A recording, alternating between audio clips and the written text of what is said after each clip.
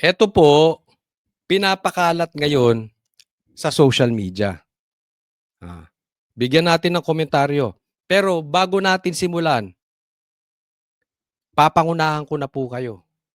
100%, 1,000% fake news to. Anong sabi? Ito kumakalat, ginamit pa ang GMA. Hindi natin alam kung GMA mismo nag-post niyan or ginamit lang ang pangalan ng GMA. Sabi, dating Senador Ramon Bong Revilla Jr. sumuko na sa pulisya at itinuro si BP Sara bilang mastermind ng korupsyon sa flood control projects. Paano madadawit to si BP Sara? Wala ngang halos budget yung Office of the Vice President. Halos wala ngang pera. Paano siya mapupunta sa ghost projects? At hindi po yan ituturo ni Senator Bong Revilla. Imposible po. Hindi tuturo yan ni Bong. Kaya nga, nakakulong ngayon si Bong Revilla eh. Dahil nadidikit yung pangalan niya kay BP Sara. May mga ugong-ugong nga ang pinagsimulan nito. Di umano. Dahil nagkita sa ibang bansa si BP Sara at saka si Bong Revilla. Di ba? At alam natin magkaibigan yan dalawa. Sa tingin nyo nakakulong si Bong Revilla? Kung tinuturo niya si BP Sara? Hindi, yung totoo lang, wag tayong maglokohan. Kung tinuturo ni Bong Revilla si BP Sara, baka pinapaliguan ng pera to si Bong Revilla, hindi ito nakakulong. Hindi ito mababanggit. Protektado to. Kung binabanatan niya si BP Sara, naman. Huwag nga kayong tanga. Diyan palang kitang-kitang fake news. At hindi lang to obviously fake news. Obviously, tinatrabaho si Bong Revilla ng mastermind. Nagalit kay BP Sara. And at the same time, tinitrigger niya ang mga DDS. Kaya wag pong magagalit ang mga DDS kay Bong Revilla. Fake news ito. Hindi ito sasabihin ni Bong Revilla, itaga nyo sa bato.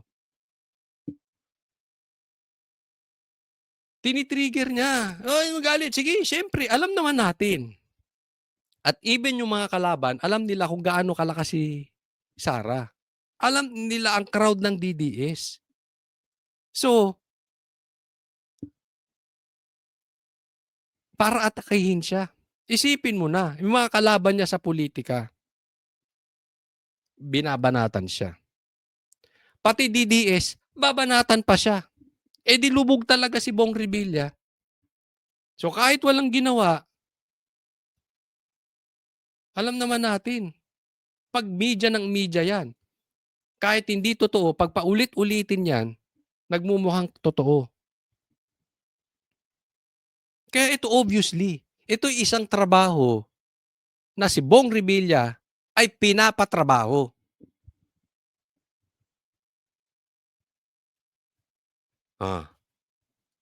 Di ba? Di lahat galit sa kanya. Tsaka, ang kalokohan ano? Sobrang napaka-imposible na magkakaroon ng ghost projects si BP Sara. All the more, siya pa ang mastermind. Ang tanga. Tingnan mo si BP Sara, ang baba ng confidential funds, siyang kinasuhan, siyang pinapa-impeach. Tapos siya pa ang mastermind ng flood control. Sino bang may hawak ng budget? Di ba yung administrasyon?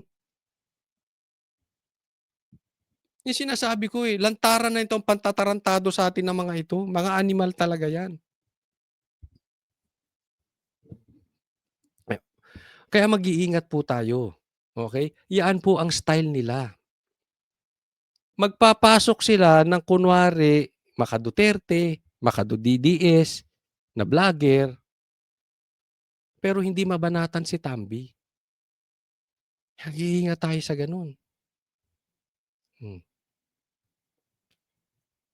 Yan ang style nila. Style nila pag awa-awayin pa tayo mga DDS. Kaya tayo mga DDS, hindi dapat tayo nag-aaway-away. Magkasundo-sundo tayo. Alamin natin. Sino ba yung hindi kayang birahin yung question mark na pinag-uusapan at itinuturo ng ebidensya? Yung mga hindi mabanatan si Tambi. Niloloko tayo ng mga yan. Diba? Balik tayo dun sa mga witnesses. Credible ba yung mga witnesses na yan? Kung hindi nila maituro ang mastermind. Dapat yan na ituturo yung mga big fish. Diba?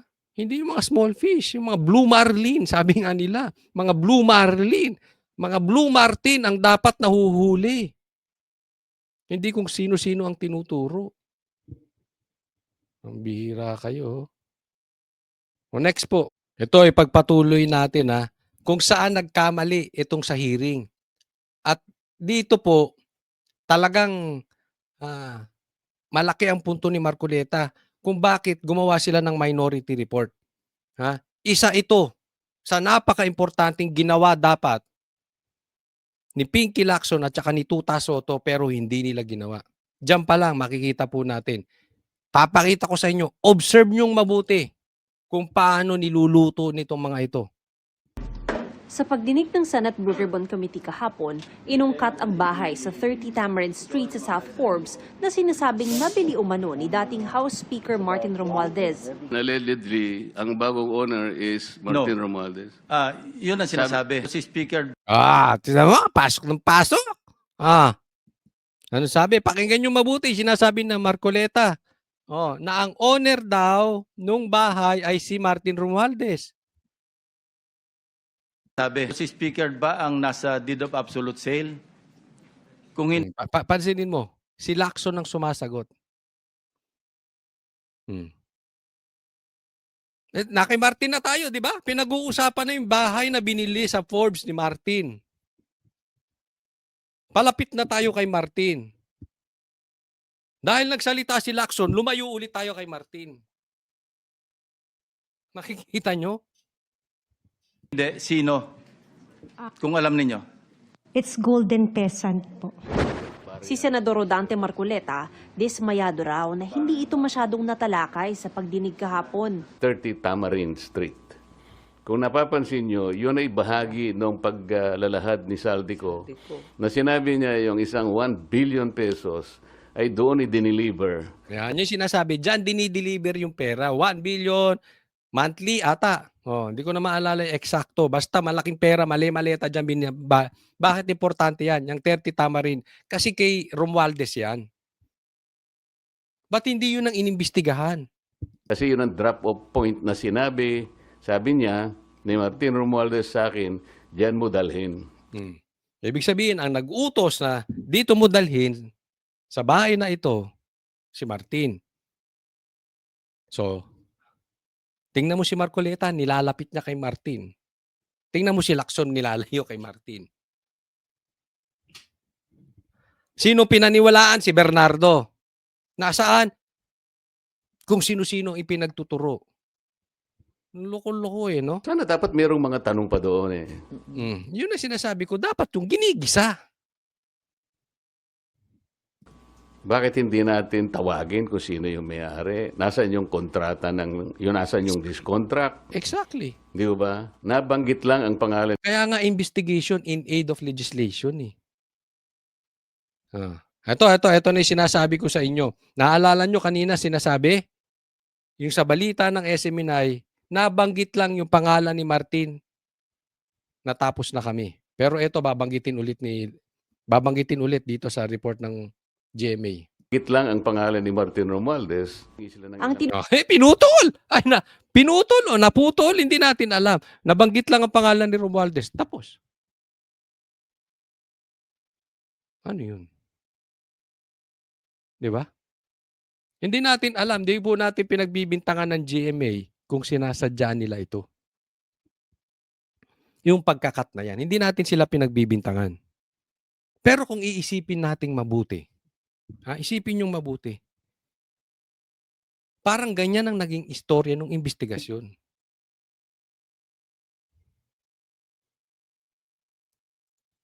Pag iimbestigahan na at palapit na kay Martin Romualdez, cut! Di ba? Yan po yung pinupunto ni Marcoleta. Cut! Anong sabi sa balita ng SMNI kanina? Nabanggit lang, yung diniscuss natin kanina, nabanggit lang ang pangalan ni Martin Romualdez na tapos na kami. Sa GMA version, ano? Ang tinutukoy ni Marcoleta, Martin Romualdez, nabanggit lang ang pangalan ni Martin Romualdez. Nabanggit lang ang pangalan ni Martin Romualdez. Wala na, tapos na. Ano yun? Nabanggit lang pangalan ni Martin Romualdez. tinutukoy ni Marcoleta ay ang mga sinabi ng nagtatagong dating Congressman Zaldico na unang nagbanggit tungkol sa bahay sa 30 Tamarind Street sa serye ng mga videong ipinost niya sa social media noong Nobyembre. Isa pa to si Zaldico. Isa ka pa nawala ka na eh. Hindi ko alam kung ito ay naabot na ni Martin Romualdez o ni question mark. Bakit? Alam naman natin, ito, meron ng warrant pero hindi nila mapauwi. At ang sabi, di ba siya mismo sinabi niya, sinabi nila Martin, diyan ka lang, wag ka nang uuwi. Dahil siyempre, pag nag-uwi yan, magsasalita. Kaya ito po yung isang sinasabi ko po sa inyo na lantaran po na mali yung pagpapakulong kay Bong Revilla. Dahil hindi po sila magkukulong doon nang may kinalaman dahil ituturo yung mastermind. Nagigets nyo po? Kasi pag nagkulong ka at alam nila at involved sila, ituturo niyan si Martin Romualdez eh. Naiintindihan po natin. Kaya hindi nila kaya ikulong to si Zaldico. Ituturo niyan si Martin. Sinabi rin po sa akin, Speaker Martin Romualdez, na si PBBM ang nag-utos sa kanya na bilhin ang bahay sa number 30 Tamarind Street. Yan. Number 30, wag niyong kakalimutan yan. Lilista ko na nga. Number 30 Tamarind Street. Pupuntahan ko yan bukas. Number 30, puntahan natin bukas ha. Papasukin kaya tayo ng guard. Mag-ahanap ako ng kakilala. Pipicturean natin. Para gamitin bilang bagsakan at Hindi, joke lang po yan ha. Baka mamaya magdemanda na naman si Auntie Claire ng grave threat. impakan ng pera mula sa mga SOP, collection at deliveries na para sa Pangulo. Ayon kay Blue Ribbon Committee Chairman Senador Ping Lacson, sa mga opisyal na dokumento, ang Golden Peasant Holdings Corporation ang nakabili ng mansyon. So, sino ang naglayo sa usapin? Hindi si Lacson.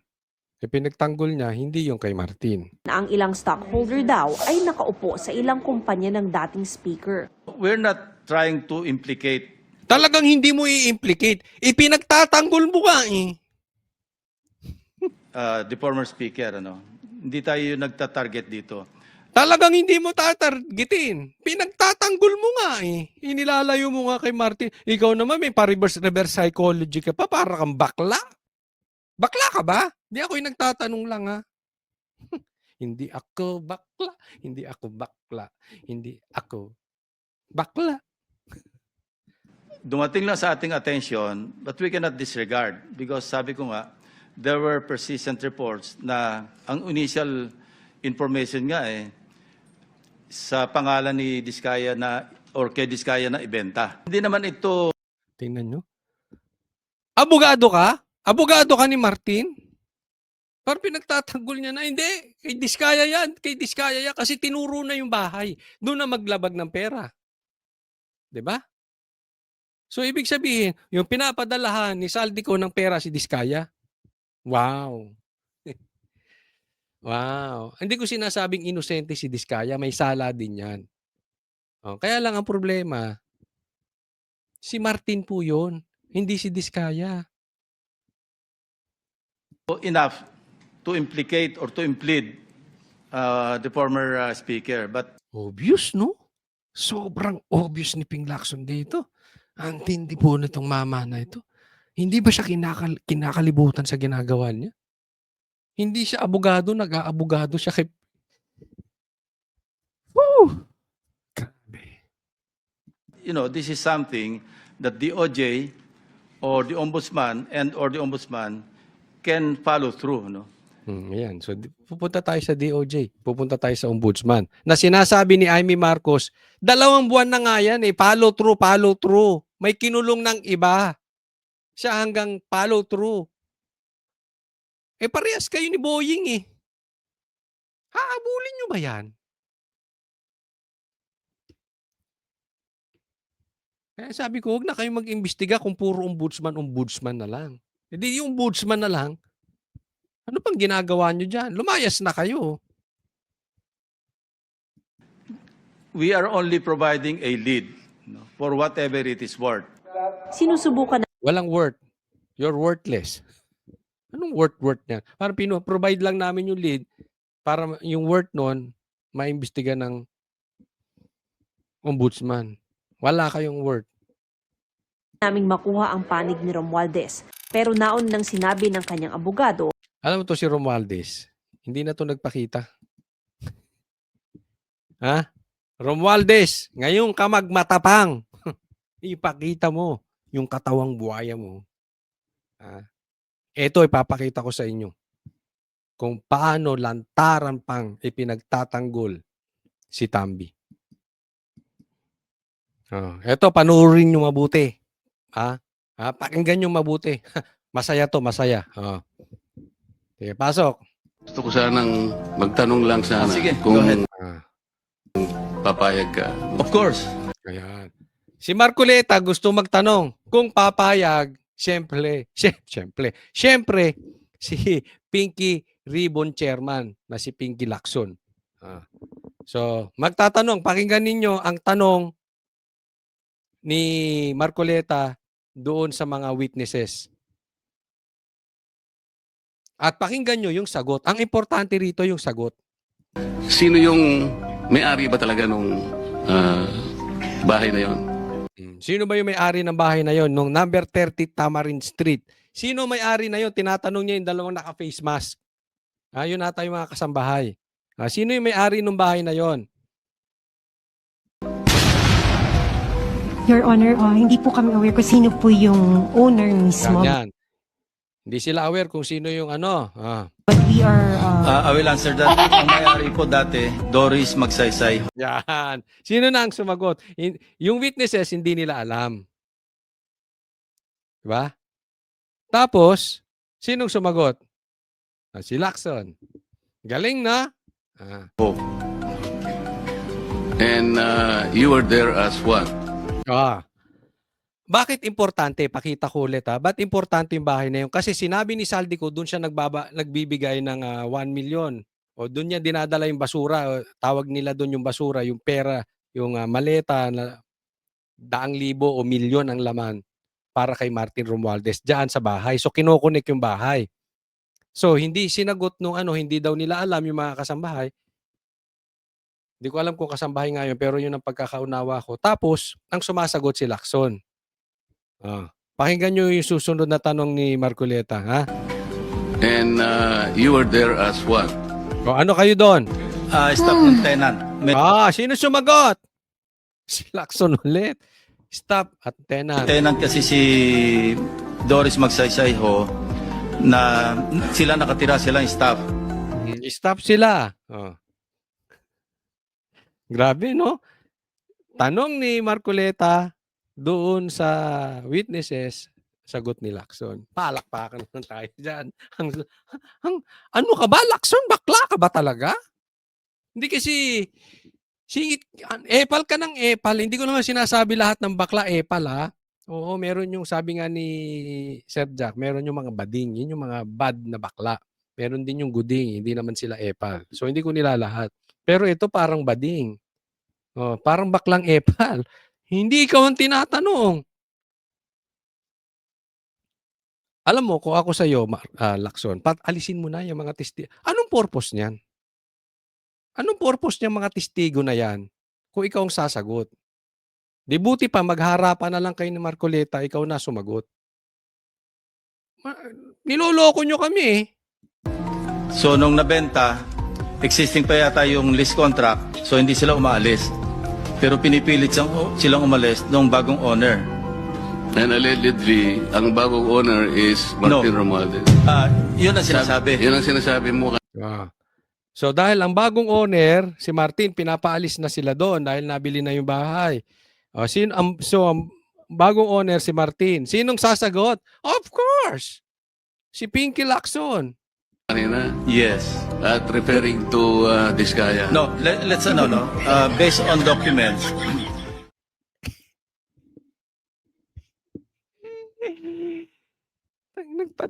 Nagpadala pa ng mga witnesses. Naka-face mask pa, nakatakip pa. Si Lacson din naman ang sasagot. Di ba? Hindi pa ba kayo convinced kung paano dinadivert? Dapat siyang ginigisa. O patingin ng mga papeles. O kanino ba nabenta? May paper trail yan eh. May mga evidence yan. May pieces of evidence yan. May pinakita ng picture si Saldico. Di ba? Bakit hindi nyo imbestigahan? Kanino nakapangalan yung bahay na yan? Matitrace nyo. Kung binenta yan, malalaman kailan ibinenta yan. Dapat tinitirada na agad bago nakakapagtrabaho. Baka pinapaltan pa record niyan sa loob. Tandaan po natin, daming pera niyan ha. Ang daming ang kumikitang kabuhayang mga vlogger, mga politiko. Di umano. Ang lokohan to. Diba? So, Attorney Pinky, nagbar ka na ba? Ang galing nung abogado ni Tambaluslos ah. Ito po next. Ako lang may lantarang deretsahang tanong sa inyo. Ito bang mga ito nasa payroll ni Tambaluslos? Tatanong lang ha, hindi ko po sila pinagbibintangan. Sige, pakisagot. Nasa payroll ba ito ni Tambaluslos o ni Bongbong Marcos? Pero wag muna tayo pumunta kay Bongbong Marcos. Dito muna tayo kay Tambi. Kasi yan ngayon ang malakas. Diyan maraming kitaan na sinasabi. Di umano. Pero tatanong lang tayo. Ito ba ay nasa payroll ni Tambaluslos? Pangalawang tanong. Binabanatan ba nito si Tambaluslos, itong mga taong to? Tanong lang naman. Bakit? Meron kasi silang sasabihin. Ito yon. Kulong na yan, mga kurakot! Kulong na yan, mga kurakot! Kulong na yan, mga kurakot! Ngayon, yan ang sigaw ninyo. Mga kurakot, ikulong na yan. Hinahanap nyo ba ang ebidensya, imbestigasyon? Nakikipagtulungan ba kayo sa ebidensya, pagkuha ng ebidensya at imbestigasyon para matukoy di umano ang mastermind ni Tambaluslos? Yung mga nasa witnesses, tinuturo na nga si Martin Romualdez as the mastermind. Question mark pa yung isa. Alam naman natin kung sino yung question mark na yun, na si Adik. Pero dito muna tayo kay Martin. Nagawa nyo ba? Kasi lalabas kayong plastic, sisigaw kayo ng kulong na yan, mga kurakot, kulong na yan. Tapos hindi nyo mabanatan si Martin? Anong kaipokrituhan yan? Anong kaplastikan? Kung hindi nyo mabanatan. Kaya oobserbahan ko kayong lahat. Di ba? Doon na lang kay Martin. Pero gano'n na rin kay Marcos. Paano kung lumabas si Marcos? Kasi doon na rin patungo yan eh. Ang tinutukoy lang ngayon si Martin. Pero pag natukoy na yan si Martin, sino kasunod niyan? Si Marcos na. Pag si Marcos ba ang natukoy, isisigaw nyo pa rin yan? Eh ayaw nyo nga maalis si Marcos eh. Dahil ayaw nyong maupo si BP Sara. Eh paano kung siya ang tinuturong kurakot? Isisigaw nyo pa rin, ikulong na yan? O, sisigaw nyo. Mga kurakot, pwesto na yan. Mga kurakot, pwesto na yan. Mga kurakot, pwesto na yan. Baka ganyan ang sigaw nyo, mga animal kayo, mga plastikan kayo. Akala nyo naluloko nyo taong bayan. Alam mo, kayo mga pinklawan, alam ko hindi naman lahat ng mga pinklawan mahina ulo. Hindi naman lahat ng pinklawan ginagamit nila ang kanilang utak. Yung iba dyan matatalino. Alam nila na itong mga liderato nila wala nang tayo. Alam nila itong mga liderato nila wala nang paninindigan. Gumising po kayo. Pinagluloloko na kayo ng mga iba sa mga liderato ng mga pinklawan. Ito po, pag-usapan natin na itong minority report. Ito ngayon yung malaking balita po sa araw na ito. Pero hindi pa yan. Hindi pa yan yung sinasabi kong malaking balita. O sige po, pag-usapan po natin ito. Ito ang pinansagang minority report ng Senate Minority Block ukol Nako. Ito po, kailangan diinan nyo to. Diinan nyong mabuti ito. Huwag nyong kakalimutan. Ikalat nyo po sa YouTube. Ikalat nyo po sa Facebook. Kung meron kayong TikTok, ikalat nyo sa TikTok. O kung meron kayo kung ano man. Kung may basurahan kayo, ikalat nyo rin sa basura. Lahat po ikalat nyo. Idikit nyo sa mga kotse nyo. Dahil dito, tumbok na po si Bongbong Marcos. O wala na siyang kawala dito. Lahat po, lahat po ng mga tinatawag nilang mga witnesses, mga kahit palpak na witnesses, itinuturo patungo kay Saldico or patungo kay Tambi or patungo doon sa may question mark. At alam naman natin kung sino tong question mark na ito. Sige nga. Pakisabi kung doon sa mga hindi nakakaalam, sino itong nasa question mark? Sige, ilagay nyo sa comment section. Hindi nyo kilala? Lagay nyo. Sino yung question mark na yan? flood control scandal.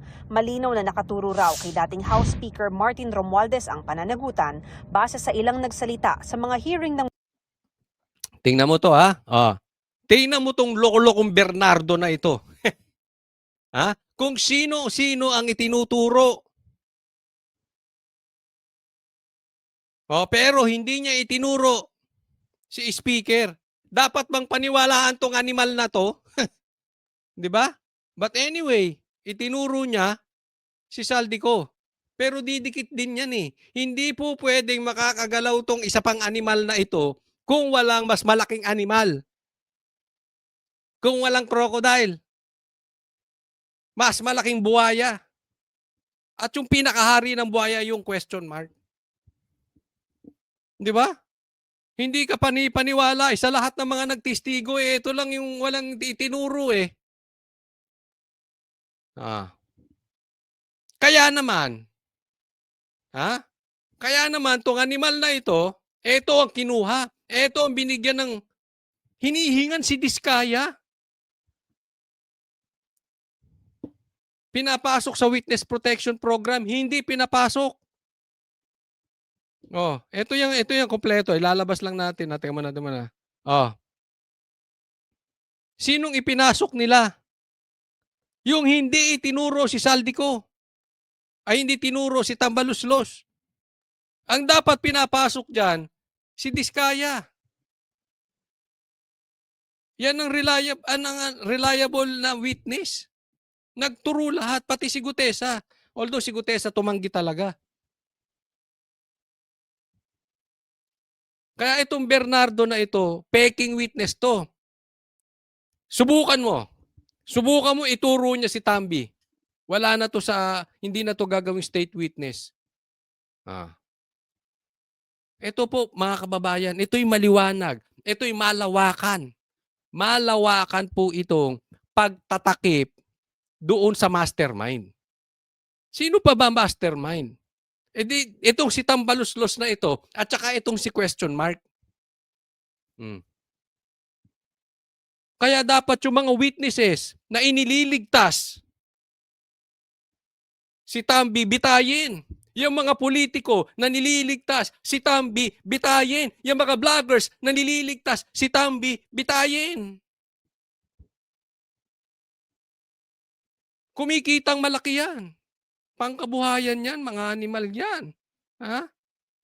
Blue Ribbon Committee. Yung arrows kasi, base sa nagtuturo sa kanya at mababasa niyo dun sa kanilang mga testimonies, individual.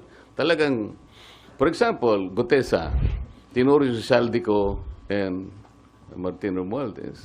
Si Diskaya, nabanggit din ang pangalan ni Martin Romualdez. At yung mga iba, si Alcantara, si Bryce Hernandez, pinagtuturo kung sino-sino at papunta lahat sa direksyon ni Martin Romualdez. Ay, kaya nga, di ba? Bakit si Bernardo? Hindi itinuro. We are watching you. Sinusubukan pa ng GMA Integrated News na makuha ang panig ni Romualdez. Asan ka na, Romualdez? Hindi ka na makapagpakita sa camera kasi baka nangangayayat ka na. Hindi natin alam. May cancer na ito eh. Ay nako, ang laki po ng ang laki po ng epekto sa katawan, pangangatawan ng tao. Kita nyo yung huling nagpakita yan, nangayayat. Hindi na siya mukhang haring crocodile. Base sa 576-page report, ang iba pang nadiin sa mga pagdinig, kabilang sina dating Congressman Zaldico, dating Senador Bong Revilla, Senador Joel Villanueva, dating... Teka muna, mainto tayo dyan, dyan muna ha? Alam mo, ito yung sinasabi ko sa inyo. Kaya pinag-initan to si Bong Revilla eh. Isipin mo, wala si Tambi, wala si question mark. Pinag-initan lang to si Bong Revilla. Tapos yung nagturo sa kanya, hindi pa reliable witness. At isusunod niya nila dyan, si Villanueva. Anong dahilan? Pamatay sunog. Pamatay, masamang balita. Villanueva, dating DPWH Secretary Manny Bonoan at 17 kongresista ay maaari nilang kasuhan kung mapatunayang nagkasala sila. Isa pa yan, kongresista. Bakit wala yung mga kongresista? Yung kongresista nandoon, ba't ito balita? Yung mga kongresista, meron bang napakulong, meron bang pinatawag? Wala raw sapat na ebidensya para kasuhan sina Senador Chis Escudero, Jinggoy Estrada at dating Senador at ngayon Makati City Mayor Nancy Binay. Ito buti kasi buti nakaligtas itong mga to dahil alam naman natin pag kinapos sila sa diversion, baka madamay na rin itong mga ito. Siyempre, normally talaga mas malaking balita, mas pantakip. 'Di ba? Kaya nga una si Atong Ang inano din eh, 'di ba? Siyempre, obviously, mas sikat ang senador. Kaya hindi nila pinapansin yung mga congressman eh. Sinusubukan pa namin kunin ang panig ng lahat ng nabanggit at nang tanungin kung sino ang pinakamataas na opisyal na panukala nilang kasuhan. Merong question mark nga sa makikita nyo rito yung Alam mo, kung hindi mo kilala tong question mark na ito, katanga mo na lang. Ha? Katanga mo na lang. Ako talaga duda ako. Okay? Mag-iingat. Patuloy ako nag-iingat kasi po may mga kampo na anti dito sa magpinsan. Pero nililigtas si Tambi. Delikado po yan. Alam mo, nasa payroll. Ingat po tayo dyan. Some of them, May duda ko. Some of them kilala ko. O ilagay nyo nga yung mga pangalan dyan ng mga politiko na hindi kayang tabigin si Tambaloslos. Pati vloggers, galit na galit kay Bongbong, pero hindi matabig si Tambi. Lagay nyo dyan, lagay nyo sa comment section. Diba? Yung iba nga, DDS pa raw. Pero love na love, si Tambi hindi banatan. Pirmado ng 6 sa 9 na minority senators ang report na isinumite sa Office of the Senate President noong December 10 dahil dismayado nila sila sa investigasyon ng Senate Blue Ribbon Committee noon. Dismayado raw sina Marcos na hindi dumalo sa pagdinig kahapon at si Marcoleta sa naging takbo ng pagdinig. Hindi raw na-maximize ang paghaharap ni na dating DPWH Yusek Roberto Bernardo na siyang nagturo kina dating DPWH Secretary Manny Bonoan at dating DepEd Yusek Trijiv Olivar. Hindi raw masyado nabigyang pansin ang Cabral Files. Pare-pareho lang. Sila na rin ang sumasagot para sa dalawang kasambahay. Wala rin na bunyag. Ayaw ko sanang magsalita ng makakasakit o makaka-offend sa aking mga kasamahan. Pero yun naman ang nakikita ng mga Pilipino. Nakikita naman natin na parang wala namang pagtutuunan nito. Alam mo, may tama dito si Amy. Naalala nyo, doon sa mga nakapanood, kung hindi nyo pa napanood yung vlog ko kahapon, ay panoorin nyo. Diniscuss ko na po yan. Ako, sinasabi ko, wala pa to wala pa tong minority report na ginawa nila Marcoleta, nila Amy, at saka nung mga ibang hindi kayang pilipitin ng leeg, itong si Tambaloslos. Sinabi ko kahapon, walang kwenta. Walang kwenta yung ginawa nila dyan sa Pinky Ribbon investigation. Bakit? Napalayo tayo sa mastermind eh. Yun yung paulit-ulit kung pinupunto. Anong klaseng investigasyon kung lalayo tayo sa mastermind? Kaya tayo mga Pilipino, wag tayo magpapaloko. Maglalabas sila ng mga malalaking balita. At magkukulong sila at magkukulong ng malalaking tao para hindi matunton, hindi makulong yung totoong mastermind. At alam na natin yung dalawa. Yan na nga itinuturo na si Romualdez at saka si question mark. Sinabi ko na po yan kahapon. Ngayon, lumabas itong minority report. Pati sila dismayado sa ginawa nitong sila Pinky.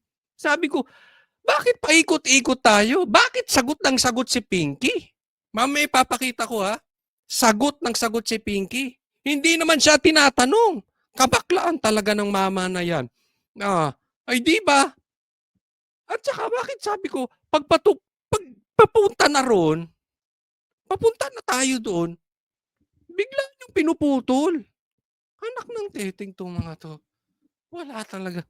Imbes na yung mga may kasalanan ay ang matakot. Ang mga nag-iingay pa ang sinisindak. Parang baliktad na eh. Sinabi ng DPWH, this is a public document. So sabi ko, how do you validate that? How do you authenticate that? Alam niyo sinabi niya? Tinuro ang ombudsman. Turuan na eh. Ayan, binanggit ko rin yung kahapon. Turo kayo ng turo. Meron kayong iniimbestigahan dito. Bakit hindi nyo i-validate? Yan yung sinasabi Tugma ba yung files ni Leviste tsaka yung files ng itong DPWH? Itutugma lang naman. Ang daling kasabihin niya. Lahat. Pasa kay ombudsman. Pasa kay ombudsman. Pasa. Alam naman natin niya si ombudsman. Aram naman din natin ang karakas niyan. But anyway, di ba? Wag na kayo mag-blue ribbon. Ako sa akin lang, tigil-tigilan nyo na investigasyon kung lahat ipapasa nyo sa ombudsman. Ngayon pa lang ipasa na natin lahat sa ombudsman. Gusto nyo pati asawa nyo ipasa nyo na sa ombudsman, mga animal. Pasa kayo ng pasa, turo kayo ng turo. Parang gusto nyo gawing tagapagligtas. Itong si Boying. Hindi ba? Hindi naman kailangan nun. Meron kayong separate responsibilities. Anong purpose nito? Di ba? Ngayon lang tayo. Kailan ba nauso lahat ng iimbestigahan pasa sa ombudsman, pasa sa ombudsman. Kahit sa Senate hearing. Di anong purpose nyo? Kung ako iimbestigahan nyo, sasabihin ko sa inyo, pasa nyo na lang sa ombudsman, mga animal kayo. Imbitahin ako sa hearing na yan. Sabihin ko, pasa nyo sa ombudsman. Oh. Pati asawa, pasa nyo na rin. Lalo kung sakit sa ulo. Hindi. Wag niyo papasa yung mga asawa nyo, ha? Delikado yung mga girlfriends, boyfriends, pwede. Wag. Delikado yan sa ombudsman. Nakaw! Hindi naman mandate ng ombudsman silang kinakailangan daw ma-forensic. The law does not require a forensic. Ikumpara mo lang. It can be considered, it will be equivalent to the best evidence rule. Sabi ni Senate President Tito Soto, pinadala nila sa Blue Ribbon Committee ang report dahil hindi naman talaga ito dapat sa opisina niya pinadala. It has been submitted to my office, then it's unofficial.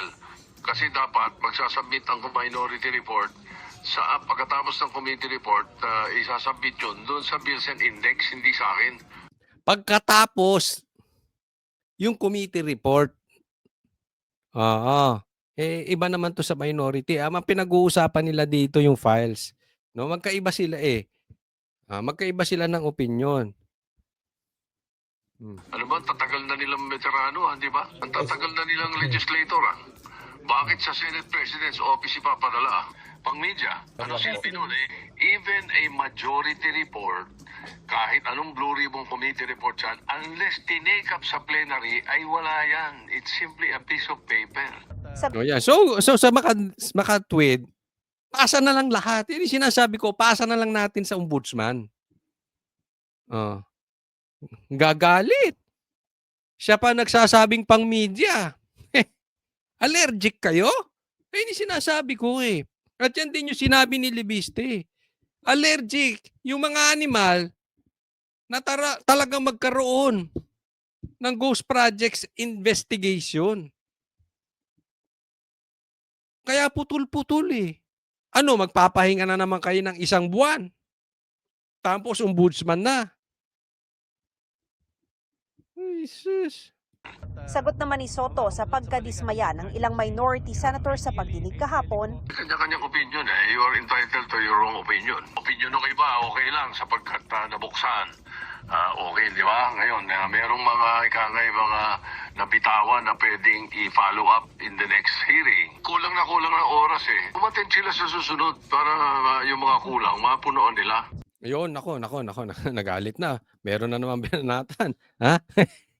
Ikaw naman kasi, Aimee, mag-attend ka rin.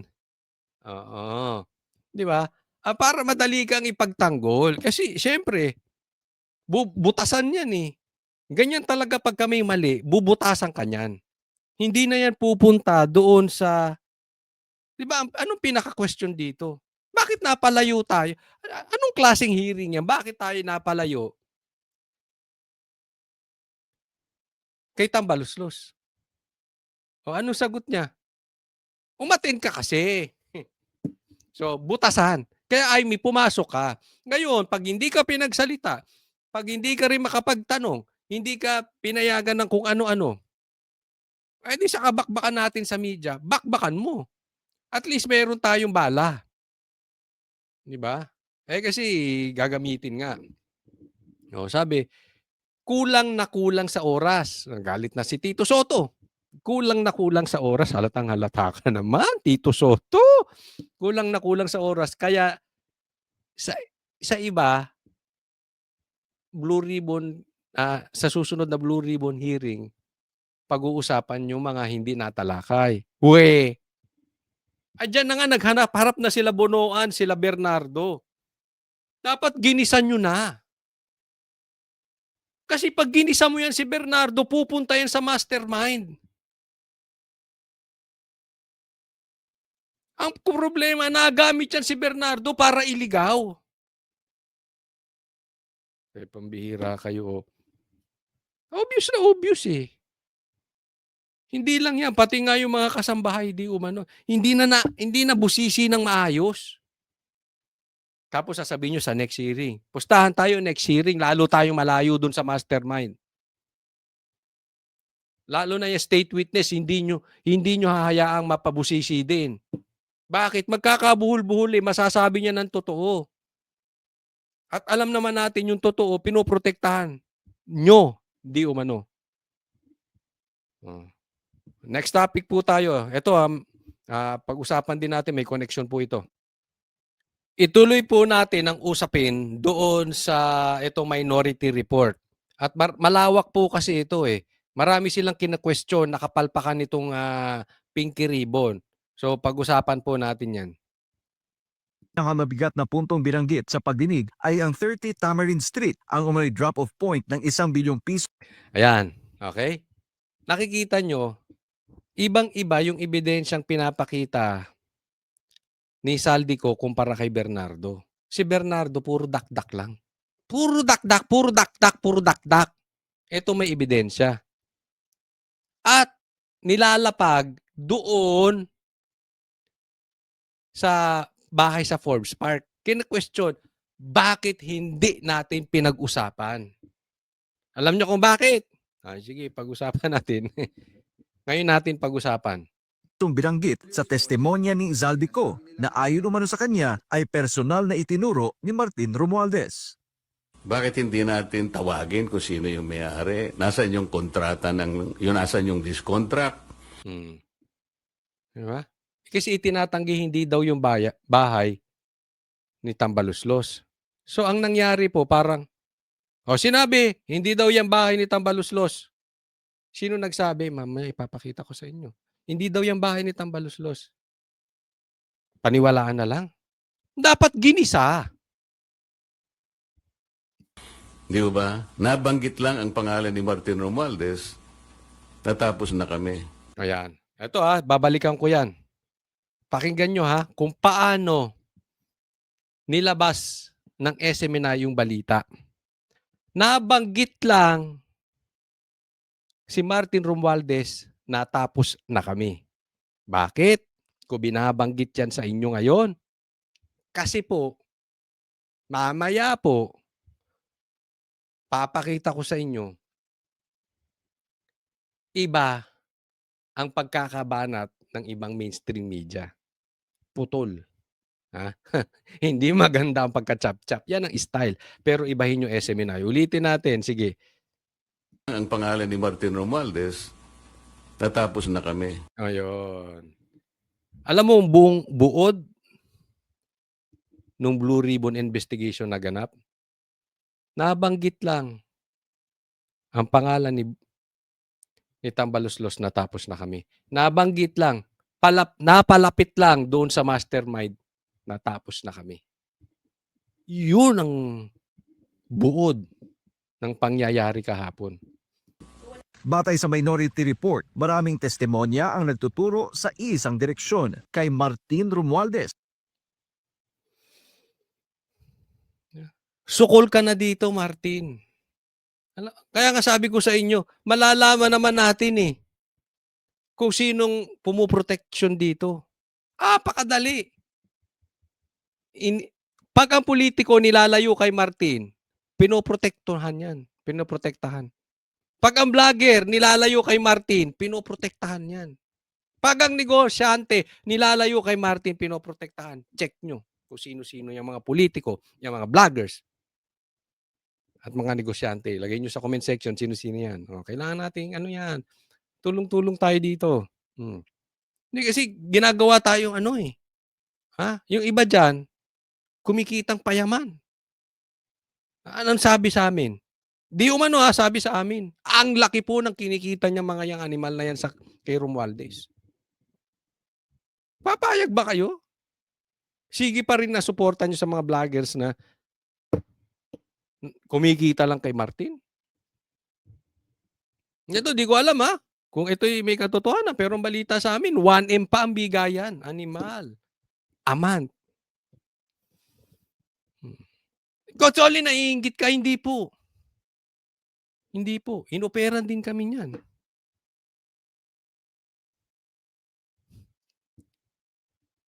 Simula't simula, even before the election, ang tayo ng Banateros consistent. Yan po ang ipagmamalaki namin sa inyo. Never we supported Bongbong Marcos. Pasok. Kabilang na ang pahayag ni Zaldico, Diskaya at iba pang testigo.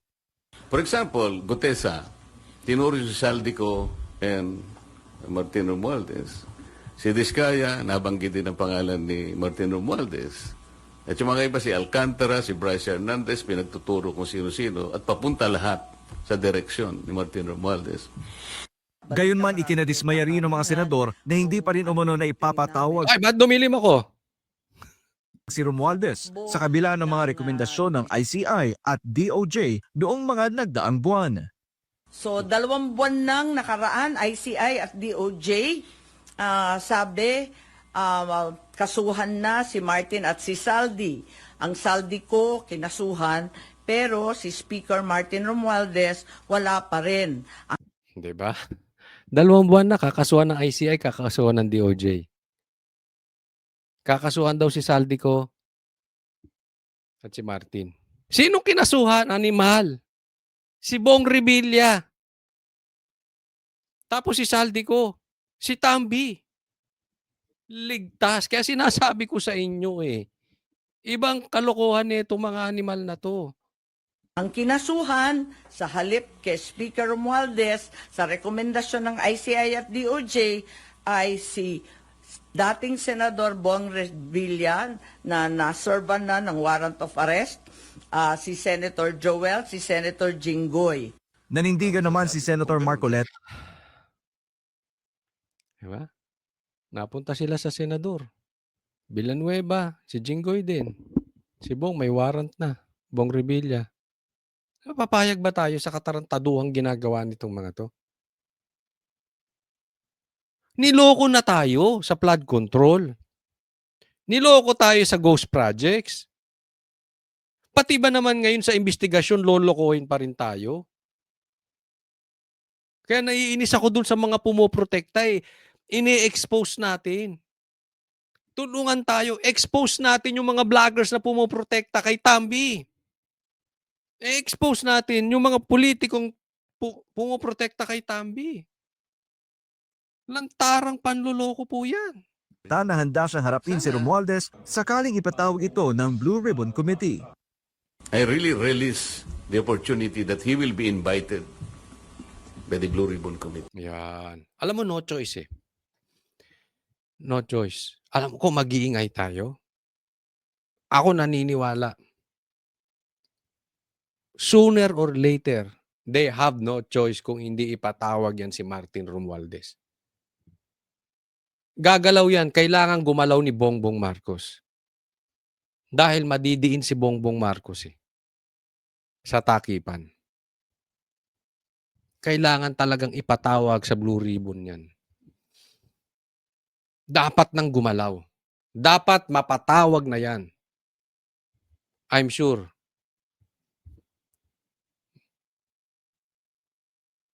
Mapapatawag din yan.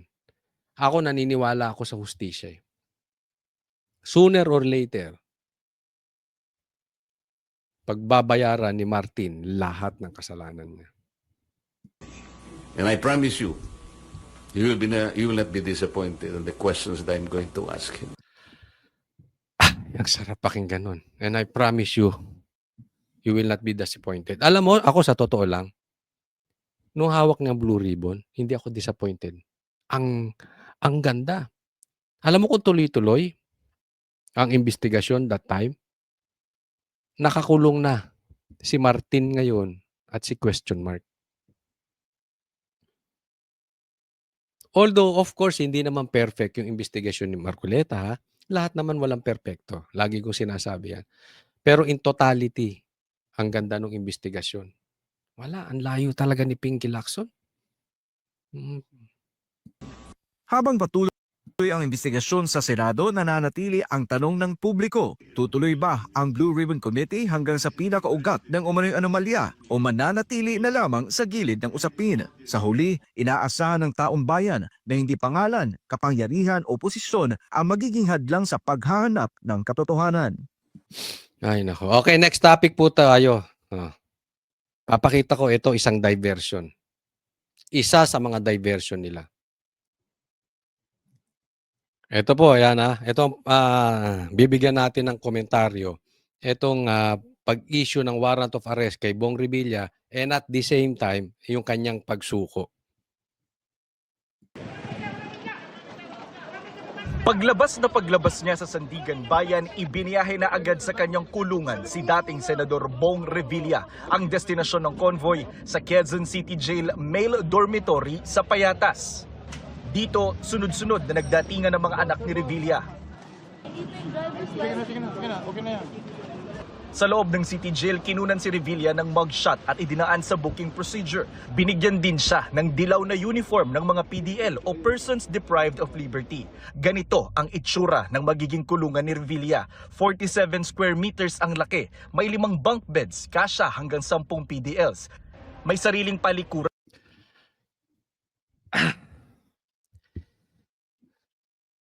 Alam niyo, ang bilis, no? Ang fast break. Tuloy-tuloy. Inimbestigahan, Biyernes, Lunes, ni-raffle, kung sinong hahawak ng kaso. Lunes ng gabi, may warrant of arrest, sumuko na si Bong Revilla. Samantalang yung kay Tambaluslos, wala pa rin. Ha? Ito, papakita ko sa inyo na tinatrabaho talaga ito ng mga kalaban sa politika. Bibigyan ko po kayo mamaya ng magandang lihitimong halimbawa o ebidensya. Kasi tingnan nyo ngayon, ipinangako ito eh. Di ba?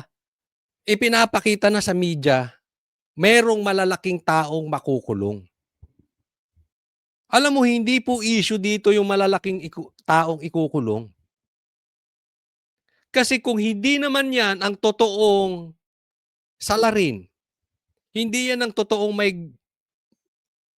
guilty, hindi yan ang totoong may ginawa, hindi rin natin makukuhang ang totoong hustisya.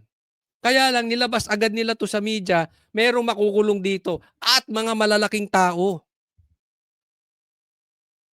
Kaya ngayon, kailangan pilitin na ang makulong senador, na kahit ang mga congressman ang gumawa ng kalokohan, ang maraming flood control ghost projects nasa Congress. Nakukuha nyo? Siyempre malalaki yung senador eh. Hindi kasi po issue yung malaki. Ikulong nyo dyan si Trump, sa tingin nyo matutuwa ang mga Pilipino? Ikulong nyo dyan yung presidente o mga prime minister ng mga malalaking bansa, tingin nyo matutuwa ang taong bayan? Hindi ito issue. Kung malaking tao ang ikukulong. Ang ibig sabihin malaking tao, yung mastermind. Napalayo tayo sa mastermind, oh. Kaka-announce kasi. Pinagmalaki nila yung kulungan na yan eh. At hiwalay na shower pero hanggang dibdib lang ang dingding para sa seguridad. Tinitiyak ng BJMP o Bureau of Jail Management and Penology walang special treatment na ibibigay sa dating senador. Commitment ng BJMP yan na walang VIP treatment na mangyayari kahit kanino man hong PDL yan. Talaga hong nasa policy namin na bawal ho talaga yan. And kung may mapapatunayan na gagawa niyan, kakasuhan ho natin at mananagot.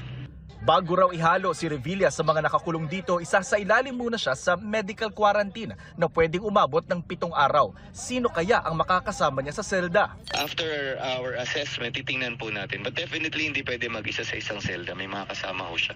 Gaya ng ibang PDL, ang allowance ni Revilla sa pagkain, 100 piso lang kada araw. Almusal, tanghalian, merienda at hapunan.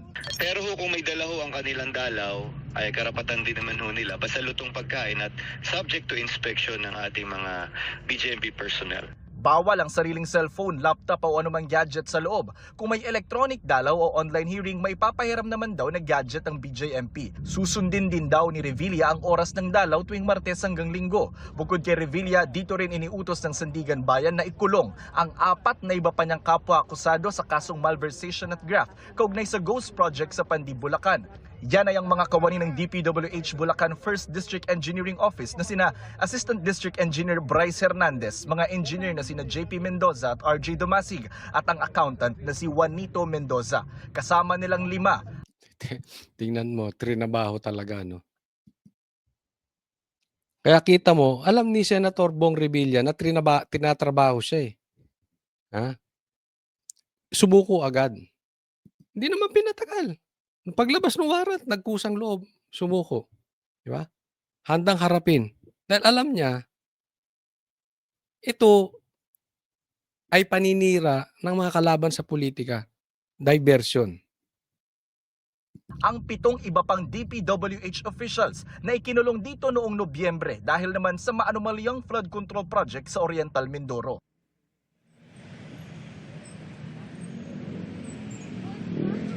Vicky, sa ngayon, 12 opisyal ng gobyerno na yung nakakulong dito dahil sa flood control scandal. Kaya sabi ng BJMP ay dadagdagan nila yung security dito. Tingnan po natin kasi paulit ko, ito kailangan nating maadiinan itong mabuti. Dapat, ang panagutin dyan yung DPWH. Tapos, yung mga congressman, alam naman natin silang trumabaho niyan eh. Under their bossing. Under yan dun sa bossing nila. Diba? Under yan dun sa master buaya. Tapos gumalaw, nagtrabaho, etong mga galamay niya na mga congressman. Trinabaho through the DPWH. Kaya sabi ko sa inyo, yung mga witnesses, walang kwenta yan eh. Kasi pinapalayo tayo. Maraming salamat po. Huwag pong kakalimutan na doon sa mga hindi ko pa po subscriber. Subscribe po kayo dito sa YouTube. At sa Facebook naman, follow po. Maraming salamat po. God bless everyone.